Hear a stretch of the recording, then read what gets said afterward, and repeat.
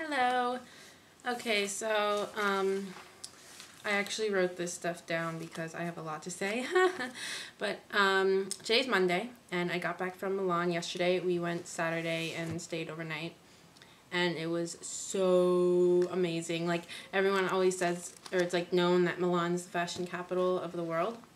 But I did not think it was going to be that obvious. But seriously, like, everywhere you look, there are some really weird people. And some really, like, cool looking people, but some really weird people. Like, for an example, there was this woman who had hair down to, like, her knees, and she was wearing, like, super ugly makeup. Like, people dressed, like, in clown makeup, but they're, like, being totally serious because that's, like, the way they dress.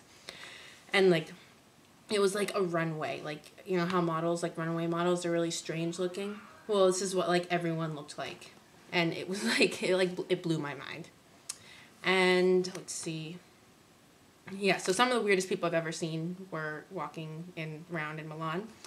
And I saw my Uncle Taylor. He's a musician, and he had a jazz concert, and that's the whole reason we went, was so I could go see him. And that was super nice, but it was kind of like taking 2 steps backwards. Like, I'll talk a little later about this, but I got kind of homesick, and when I saw Taylor, it just kind of made it worse, because it was like my family, and it kind of messed with my mind a little bit, because I put myself in this whole mindset that I'm not going to see my family for 5 months or 6 months. I'm going to be living with a different family, and then, like, I go and I see my family, and it was like, it was really weird, but it was also really nice to see him. Milan is absolutely beautiful. It was like a crazy dream. Like, if you Google Milan on Google Images, you see all those pictures that come up, and then, like, seeing them in real life, it's like being in Disney World, except real. So, it was really awesome. Okay, and so the educational system here, I think I mentioned it in my blog a bit, but I think it's really disorganized because there's no substitutes. Like, when a teacher is out, you just don't have school. But in America, when a teacher's out, you have someone come and substitute. But here, they just get out of school early, which I like. Like, that's fun. And how the teachers switch classrooms, but the students stay, it's very, to me, I think it seems a little disrespectful towards the teachers, because, like, the teachers come in with just one bag, and that's all of their resources that they have to teach the class with, which I don't know how, like, any teacher does that. And the students pretty much, like, run the room. Like, when it's being too loud, the students are the ones who quiet everyone down, and, like, the teachers are just there basically just to teach. But also, it's required that every teacher here has their PhD, so it's like kind of a higher level of education, but the surrounding and the atmosphere is like a level down, if that makes sense. And you have to buy all of your books. Like, in our schools, most of the time the books are provided by the school, and then you just give them back at the end of the year. But here you have to buy all of them, and then you keep them because they're yours. So I do prefer our school system, our educational system, because there are more options. Like, we actually get to pick our classes, and we just have a lot more resources and stuff like that. Because you also are not allowed to eat or drink in class, which sucks because you don't even have lunch in school or anything. Like, you don't have lunch till you go home. And also, when the principal comes in the room, which isn't very often, I don't think, everybody has to stand up, and it's really funny because it's like a big deal. Like, they like prepare the room. Like, they move the desks around, and they clear their desks off, and like clean everything. And then when she comes in the room, like, everyone stands up and has, like, their hands in front of them, and is, like, all presenting themselves and stuff like that. I just think it's funny.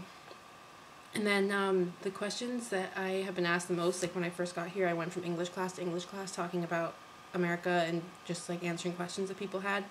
And it was funny because the question that people always ask me is, or the questions people always ask me is, do we have pizza in America? Yes, we have pizza.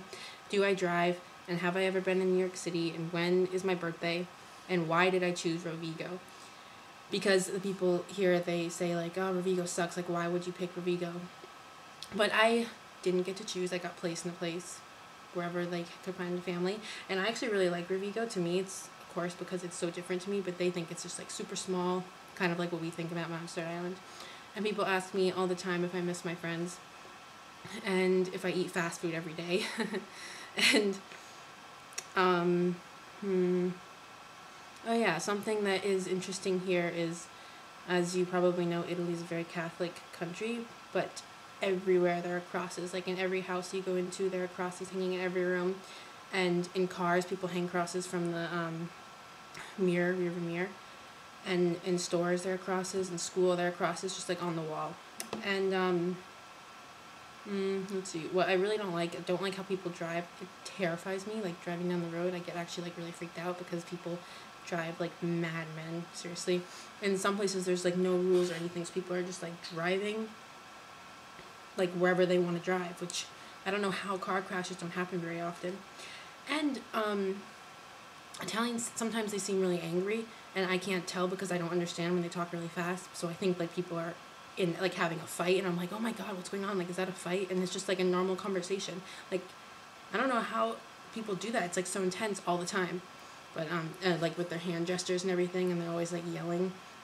But that's normal apparently. So about homesickness.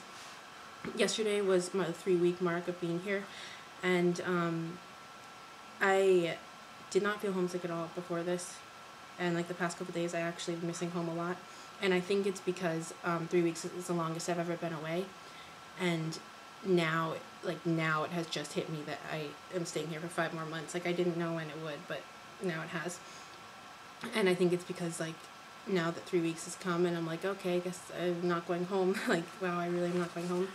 And that kind of freaks me out, but there's nothing I can do about it. And of course, I still love it here and everything. It's just like, I really miss the stuff, like freedom.